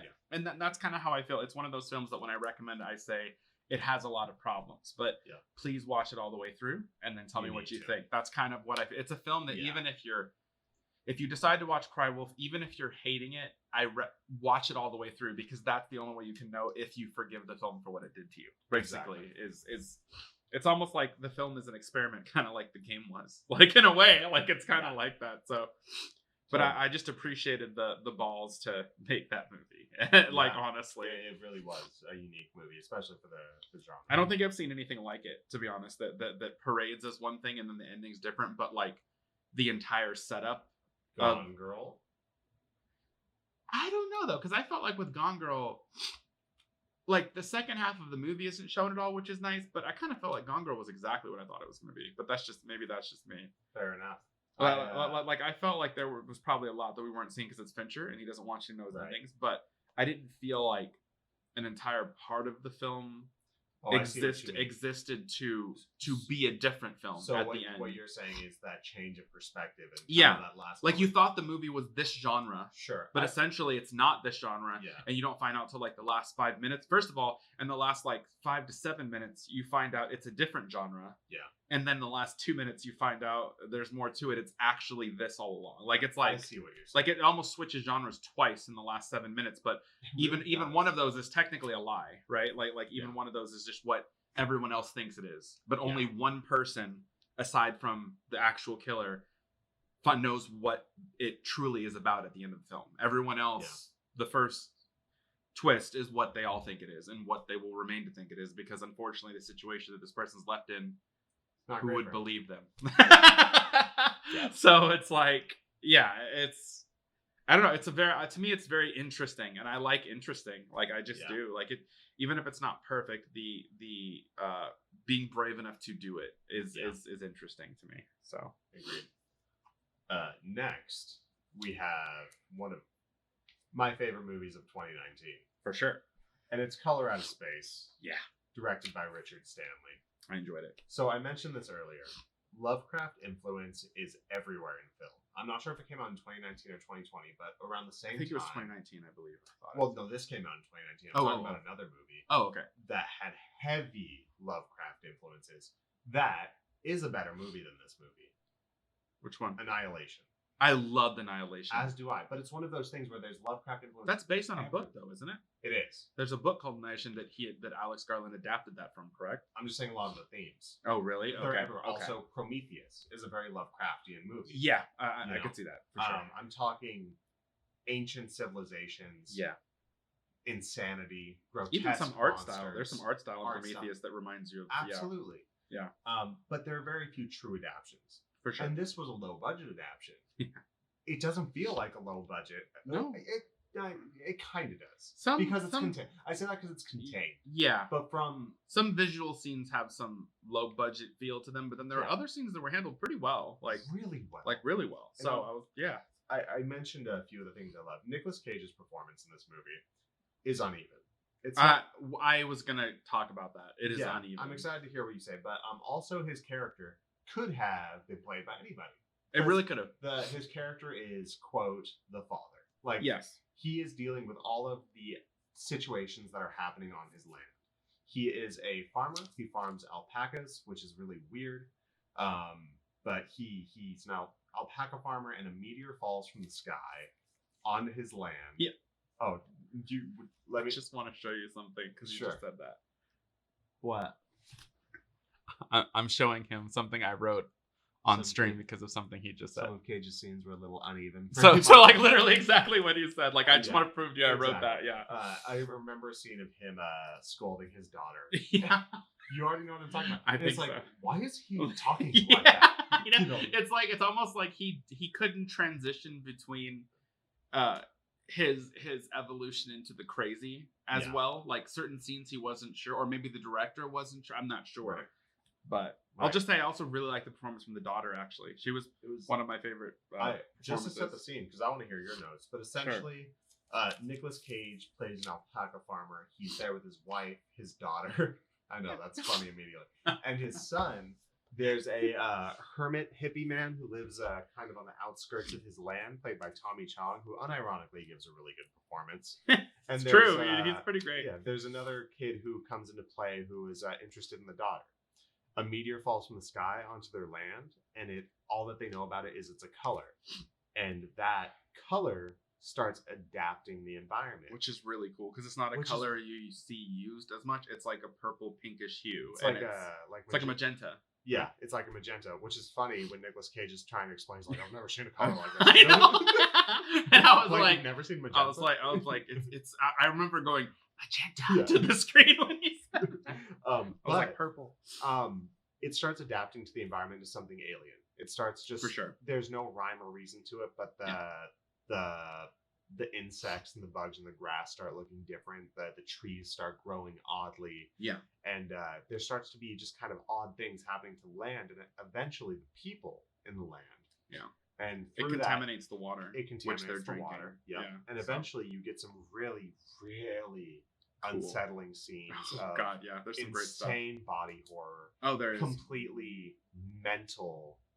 insane mental breakdowns. The way it's manipulating the land, it almost gave me some mild, slight War of the Worlds vibes. Like with purple, but like the way things are changing. Like it kind of gave me a little bit of those vibes, at least in the beginning, and then it started going nuts. So. And also, I'm going to pass it to you in a second because this was your first time watching it. There's a trailer for this movie, and I think the trailer is incredibly accurate to what you get. I didn't watch the trailer actually. I just watched the movie. I'll have to watch it. It's not anything super special, but the tone that the trailer sets, as well as the visuals, it just gives you enough to see that there's going to be some insanity, and there's also going to be some really beautiful set design. Okay. And that's kind of what you get with some crazy performances, uneven as they may be. So that being said, what were your thoughts? What did you think of Color Out of Space? I actually really enjoyed it. On my scale, I'd say it wasn't a meh. It was good. I wouldn't call it necessarily great, but it was good. I really liked it. There's a lot to it visually that's very interesting. I was very impressed considering it's definitely probably on a lower budget end. Yeah. I would say that again. I thought the actress who played the daughter, I really liked her performance. Actually, I felt like there are certain scenes that she carries really well. Like she has this way of being really disconnected from the environment at times, and I feel like it's really believable. And then going between that and being, honestly, I feel like the voice of the audience. She's like the only one at times it was like, we need to get out of here, and no one listens to her. And of course, it ends badly for her too, because no one listens, which is irritating. Yeah. But I would say that there's a very interesting tone to the movie, because essentially what I like about it is as things start adapting, you don't quite understand what's happening yet. And as things start kind of delving into the realm of oddity, the characters start slowly delving into it too. And at first, it's easy to think that, oh, that character, that's silly, that character would say or do that, that doesn't make any sense. But you have to realize they're being affected by the water and by things too. So their actions are starting to alter as well, and they're not doing things that are always of sound mind, and even they don't know that they're off yet, because it's slowly happening. And the moments where they snap into themselves and realize that something is off, it's almost like, who knows how long they're in that state where they realize they need to get out of there before they transition back into slowly being corrupted again. So it's kind of interesting to see how those scenes play out. There's a particularly disturbing scene about when a mom's cutting vegetables on a cutting board that I loved. And like her performance after something happens, and she kind of just looks at them and just you know, unfazed. You're just like, dinner's ready, and you're like, oh my god, like you're literally like, so I that was one of my favorite scenes in the film, actually. Another thing I thought was interesting that I wanted to share with you, the character who's basically the guy who's come to read all the water meters and everything, the water, I don't know, hydrologist, I think what he was, something like that. There's a scene where the meteors crash landed. It started to affect things, and he's out there and he's reading a book, and essentially he thinks he sees something, and he's shining a flashlight to see, he kind of sees something. He's holding a book up, and the book is very like visible by the camera, and I know directors typically don't do that by accident. I paused it, and the book was called The Willows, so I decided to research The Willows. And what's interesting about that book, so it's a book that H.P. Lovecraft considered to be the finest supernatural tale ever written in English literature. No kidding. And it's actually written by someone named Algernon Blackwood in 1907. Okay. It's essentially, if I remember correctly, it was a story about like a situation. I don't know if they get lost or something, but essentially the trees start talking. It basically, let's just say it goes very badly. Like it's very much like almost like a natural horror, like the world is alive, and essentially, but H.P. Lovecraft considered it the greatest English written supernatural novel. So that wasn't just a random thing. It's called The Willows. That's really cool. And I only looked it up because I know directors like little Easter eggs, and I felt like it's very visible. So I just thought I'd Google it, and so it might be worth reading if you ever. I know you like to read. It's called The Willows. You might want to read that. This is relevant to my interest. I'd also said the daughter was great. I thought that some of Cage's scenes were uneven. I felt like some of his transitions either came on too suddenly or didn't feel like they phased into anything. It was more like, and I can understand, you could argue that, oh, but it's supposed to be sporadic, but there were some times where it didn't feel like it fit the scene. And it didn't feel like it was happening because of corruption. It felt like either a missed take that the director settled on, or just uneven performance in general. I would say that was one of my slight gripes, but overall, Alpacas, like his chest is just, it's so funny. Like, it's so he does go full Cage eventually a couple of times. He does. One of them, he's discussing his alpacas, which is kind of iconic. Like the moment that happened, I paused it and I was like, I bet if I just said alpacas to Dillon, he would probably know exactly what I was talking about. I know exactly. I thought some of the imagery towards the end of the film, as it's getting crazier and crazier, is really interesting because I guess we already mentioned spoilers, so I'm going to spoil a little bit more because I have to try to describe this.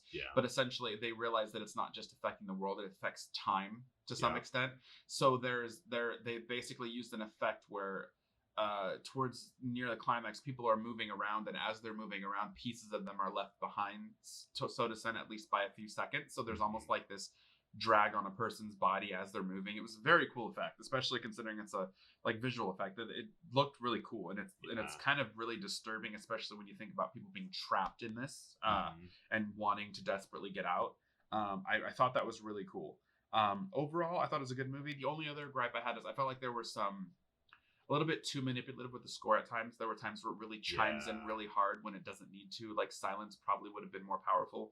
And there are times where they clearly want to chime in to either fill space, which I don't think you should do just to fill space if it's not necessary. And then there were other times where they were emotionally trying to make you feel something, and the scene should do that on its own. The music should elevate it. You shouldn't use the music to try to do it for you. If you're using the music to try to do it for you, then you did something wrong, directing or editing or what have you. And I felt like that was kind of one of the few gripes, that and his uneven performances at times. But overall, I still like the movie. I think it's definitely worth watching. I think that for being a low budget film, overall it's directed pretty well. I mean, and some of the scenes visually are actually kind of beautiful, especially considering they're big visual effect shots. And I'm sure, like I said, I think it was a straight to video film, like a lot of the work he does. So I don't think it had a huge budget. So it's actually quite impressive. Because as the film progresses, as you guys can imagine, as you guys and gals can imagine, the visual effects get heavier and heavier because it's the only way you could do this film. Mm-hmm. And it's actually quite impressive how they bring it together. I would say they do a pretty dang good job. And on top of that, one of your favorite things, I'm sure, that you just haven't brought up yet, is that they use amazing practical effects. They do. In fact, they do. There's a transformation in this movie between two characters that is... it's incredibly disturbing. I don't mean to be hyperbolic, but it's one of the most disgusting things I've ever seen in a movie. And it's so uncomfortable. And it's crazy because, like, in a lot of these films, they'll try to not go too far with certain kinds of characters. Yeah. And the fact that they were like, no one's safe. I was like, that shit was wild. And it happened so suddenly. You're like, oh. What? Like, they just died or something. And then it's just like sudden. Like, and from there, it's like it just goes downhill so fast. It's like that was the moment where the movie went from bad to just sheer horror, and it never got better for any character. It just kept going down. Yeah, for sure. That was the moment where you're like, this is really fucked up. That was like and it just kept progressing in that direction. 100%. It's like when that happened, I feel like as an audience member, because there's kind of like a sanctity in a lot of films, depending on the writer and director, if they're, in my opinion, scared to go for it, right? That's just ignored in this moment. And you're like, whoa. And you're like, okay, so, and I feel like that scene suddenly makes you feel like no one's safe. Like you're kind of wondering where it's going and you're worried about the family, but that scene makes you feel like immediately the bar has been raised to, it's a 12 out of 10 in terms of just everything's going bad and there's no way out. Like it just goes from bad to worse to worse to worse for the rest of the movie. Like it's just it's a roller coaster. Like I want to finish this off with, please, there are so many amazing Lovecraft projects that could be adapted. I know one of Guillermo del Toro's dream projects is at the Mountain of Madness. The existence of Prometheus kind of dampens that happening anytime soon. But I couldn't imagine a better visionary for some of his Didn't works. they do a Mouth of Madness film? Not to my knowledge. Oh, they did. No, they did. At the Mouth of Madness. Because I swear there's At the Mountains of Madness, which is the story, the book. But there's a movie with what's the guy from Jurassic Park? Sam Neill. Sam Neill. There's a movie starring Sam Neill. Yeah.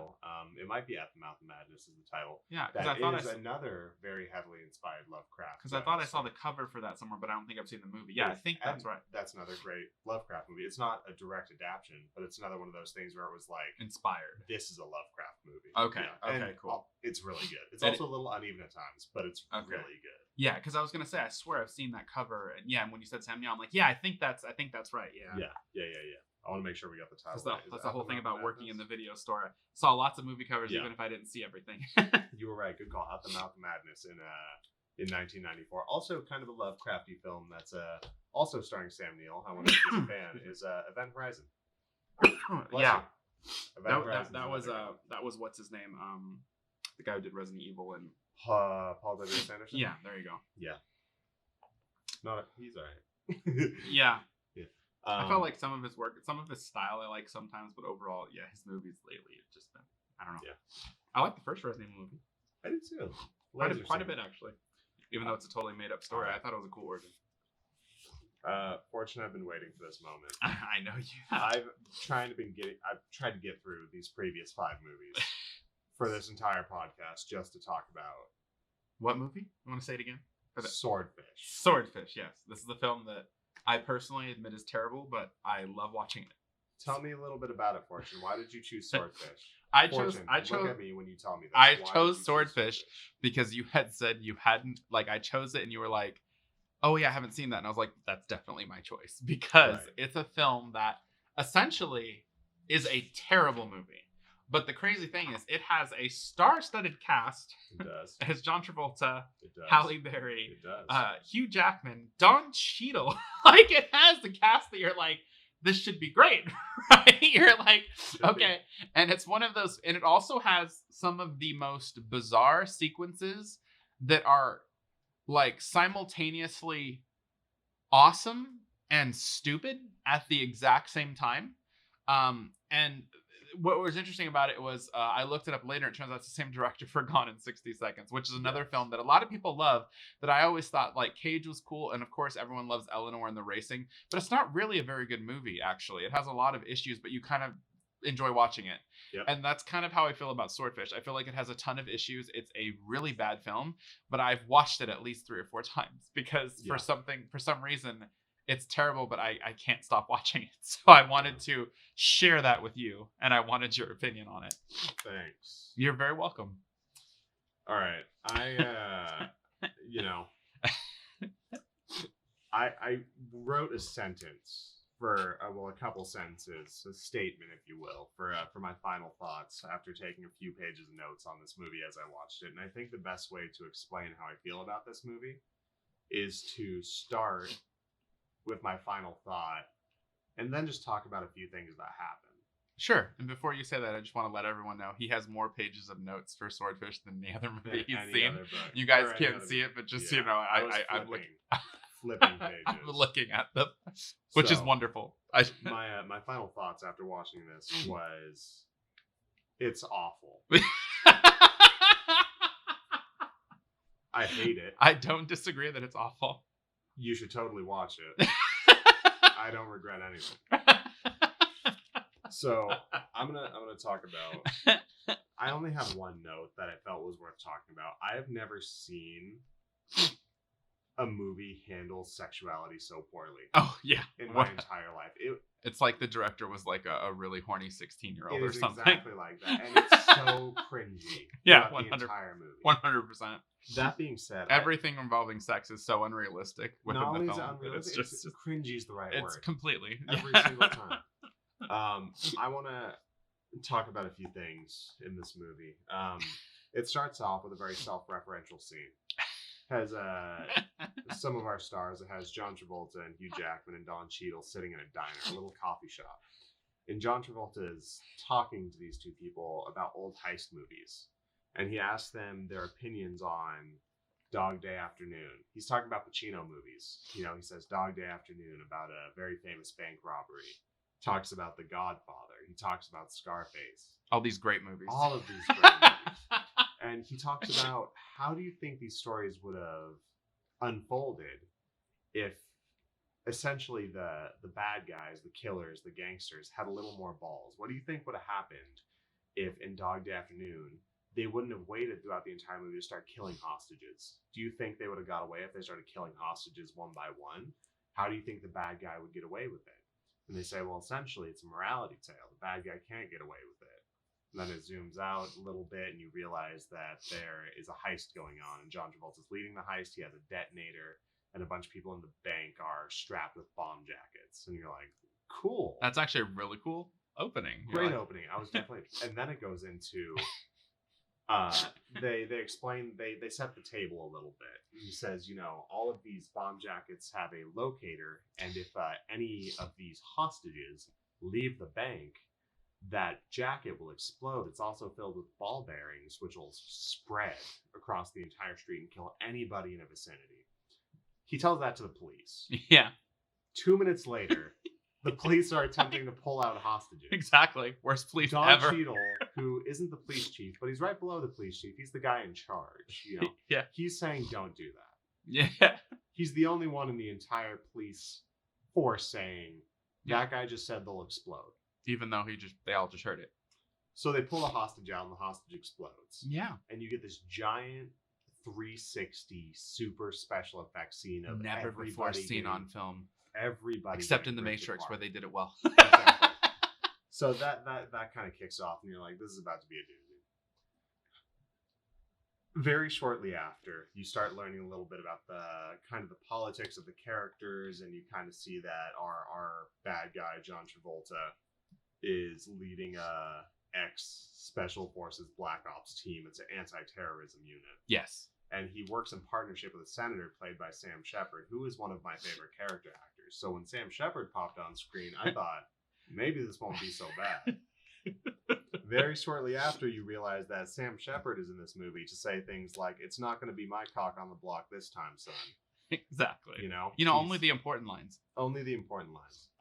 The movie is always color graded in a Michael Bay orange yellow or a matrix green. 100%. There's no reason for it. Depending on the scene.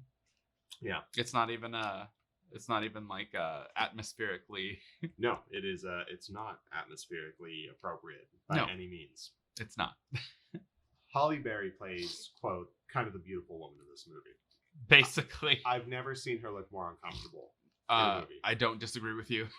She was in Catwoman. She looked more, I was just going to say, she looked more comfortable fighting a woman who put on too much makeup as a villain in Catwoman than she did in this movie. It gave me strong Mission Impossible 2 vibes, but so much worse. Except Mission Impossible 2 was a much better film than this was. Yeah. Yeah. So, after this heist scene, Don Cheadle's trying to get to the bottom. But I've watched this more than Mission Impossible 2. I just want to say that. I'm not proud of you. That's fine. Shortly after this big explosion, you realize that John Travolta's team is working on recruiting Hugh Jackman, who's a master hacker. And essentially what they want to recruit a hacker for is they want to break into an old government bank account that was part of a Black Ops unit that they put a certain amount of money into, and it's been developing interest for the past 15 years. And now there's billions of dollars in this account. Yeah. And he wants to be able to fund his anti-terrorism unit so he could keep the world safe. If any terrorist in the world were to threaten United States soil, that we could hit him harder, is his philosophy. He's basically an off the books guy willing to break the rules to, in his view, keep America safe. Exactly. So they're working on recruiting Hugh Jackman, and there's a person who was previously hired by John Travolta's character. Yeah. And Don Cheadle gets him. They arrest him and they bring him in for booking, and he makes the laziest escape attempt I think I've ever seen in a film. They put his briefcases down next to him in the waiting room while they're booking him into the prison, and they walk away, and he just kind of gets up and takes the elevator up a floor and tries to walk around for a second. They're like, stop, come back. And he stops and comes back, and you're like, okay. So you're like, that's like the scene in The Room with the flower shop. It's just in there to be in there. So all of a sudden you get introduced to a few of John Travolta's goons, and one of them is Bullet Tooth Tony from Snatch. And they walk into the police station with pistols, and they're not subtle about carrying their silenced pistols. And in fact, not only do they walk into the police station, but they have the ex-hacker, one of John Travolta's old guys who Hugh Jackman is replacing, in the interrogation room. And he's there with his lawyer, and Don Cheadle shaking him down. And the cop before Don Cheadle says, "Oh, you're in trouble now." It was a great scene. When Fantastic. Don Cheadle comes in, And what does Don Cheadle do? He starts to question the guy, and the guy is German. And he says, I don't speak English. And Don Cheadle's like, really? Is this your lawyer? And Don Cheadle's approach in this situation is to grab the lawyer by the collar, slam him against the wall, throw him out of the room, and tell him to eat a dick. It sounds about right, yeah. The client... Because that would go over well. After that, the client's ready to talk. He says, ooh, this guy means business. So the assassins, Bullet Tooth Tony, casually walks through the police station, walks into the other side of the two-way glass. And if I'm correct, doesn't he also walk past other people that are sitting down waiting for... He sure does. Exactly, yeah. And they get Don Cheadle out of the room by calling the phone and saying, I'm the police captain. I want to talk to Don Cheadle. Exactly. And Don Cheadle says, can it wait? And they say, no, it's the captain. And Don Cheadle leaves the room. Yeah. They don't know what the captain's voice sounds like. From that point, Bullet Tooth Tony is on the other side, and he shoots the old hacker through the two-way mirror. Yeah. And you're like, wow, that man just walked into a police station. And I believe the hacker is played by the guy who played Dracula on TNT's Dracula. That's funny. Yeah. Forgot his name. He was also Dracula in Buffy, first episode of season 5, by the way. Yep. So then you're like, how are they going to get away with this? And they explain it by they just get away with it. They cuts and they made it out of the police station. Yeah, literally. And you're like, okay. Dude, the writing's top notch. I mean, dude, like seriously. Why didn't it have Oscar noms? Why didn't it have Oscar noms? Like, for real.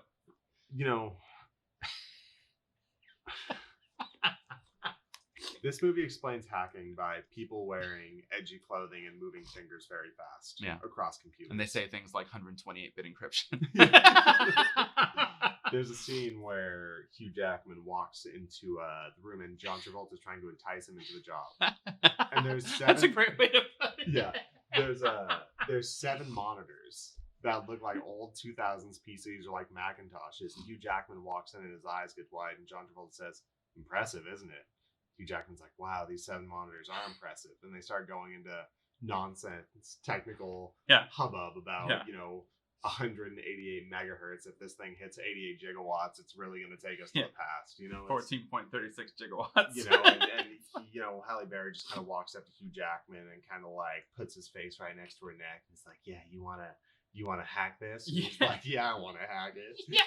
And they get him into the group. Exactly. So he's going to get that money for them. And essentially his motivation for this is his ex-wife is now a porn star for some reason. And he lost custody of his child because he went to prison for another, the FBI were reading people's emails and he hacked into their system to essentially reverse their capabilities. Yeah, essentially because what they were doing was wrong and he was trying to prove it.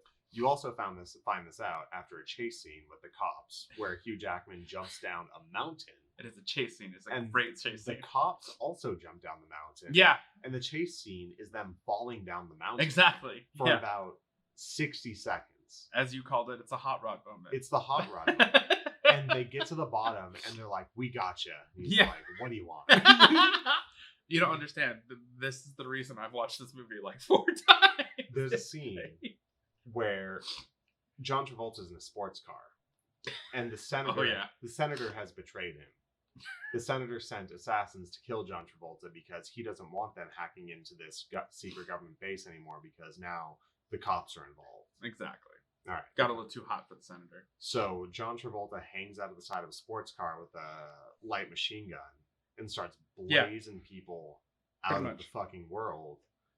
And Hugh Jackman starts getting tough with him after this. He's like, "You need to tell me exactly what's going on." He's like, "Do not mistake my kindness for whatever or another." And you're like, okay, so he hangs out of the side of the building with submachine guns. I think the last thing I have to say about this movie, because I've expressed how much I hate this movie, Fortune. Sam Shepard, one of my favorite actors. If you had told me that you genuinely loved it, we would have had a different discussion here.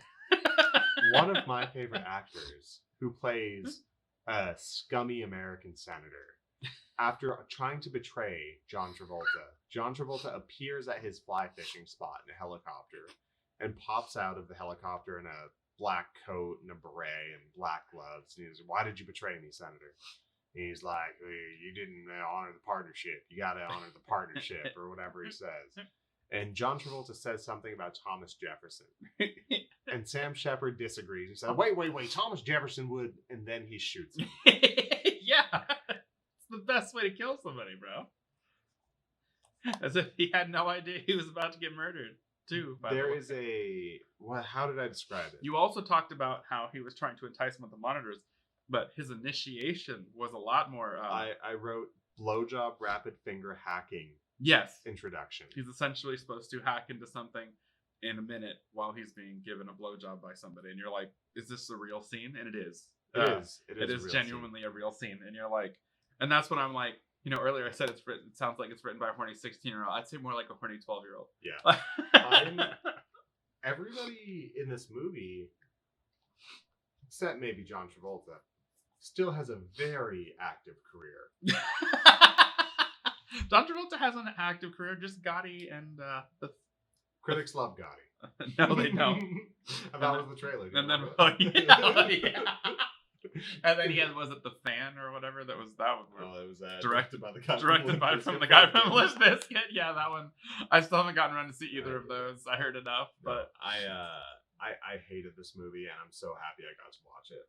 Because now I know it exists. See, that's the right. I feel like that's the attitude I was hoping for. Yeah. Because it's like, I think it is an awful film, but I've watched it multiple times because I can't believe it exists, and that it exists, and the fact that all of these actors that I really like signed on to this script It means that they read this script, which makes me wonder if it was one of those films where they signed on because that director, Gone in 60 Seconds, around those times, maybe he was just hot at the time, and maybe they didn't even read the script yet. Maybe it was just like, oh, we're signing on, or I don't know, because they all read that script and were like, yes.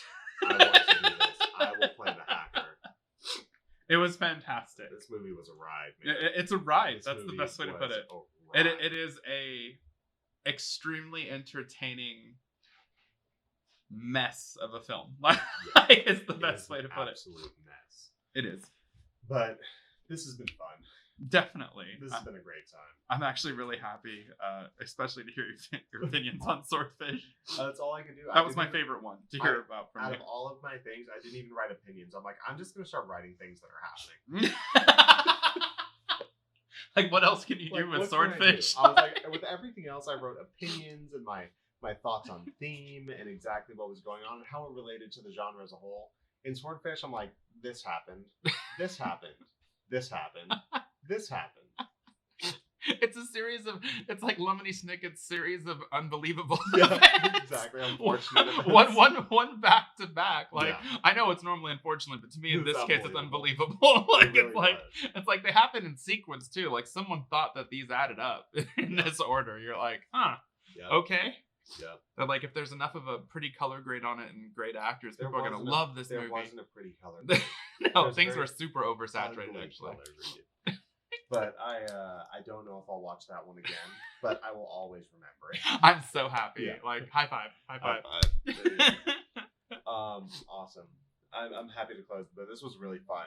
Sure. Conversation to have, and this was a really fun experience watching these gems, these diamonds in the rough. For whatever reason, they're a diamond in the rough. I'm very happy that I got you to watch at least the Swordfish, especially. Yeah. So I'm happy to hear your thoughts. Just so you guys know. Hopefully the audio quality is better this time. It is still a work in progress, so hopefully we'll get to hear what you guys have to say. Maybe you could leave some comments. And we are also considering for the next episode doing an episode about different series and franchise and IPs and kind of discussing those. We've been talking about a lot of successes and failures over all the cinematic universes and trilogies and all of these things that have expanded to be a much bigger story, and what's working and what's not working. It's one of our kind of exciting ideas. We talk about it a lot offline, and we think it might be fun to kind of put some ideas on tape too. For sure. Yeah. So next podcast, hopefully you guys enjoy it, but we're probably going to be discussing a wide variety of things that fall under the umbrella of IP franchises, sequels, prequels, remakes, all of that, and like in what seems to work, what doesn't, and kind of what we feel, how we feel about that. So cool. All right, I think that's all we got for today, unless there's anything to add, Fortune. Nope, that's it. Cool. Thank you guys for listening, and we will see you next time. Bye, everybody.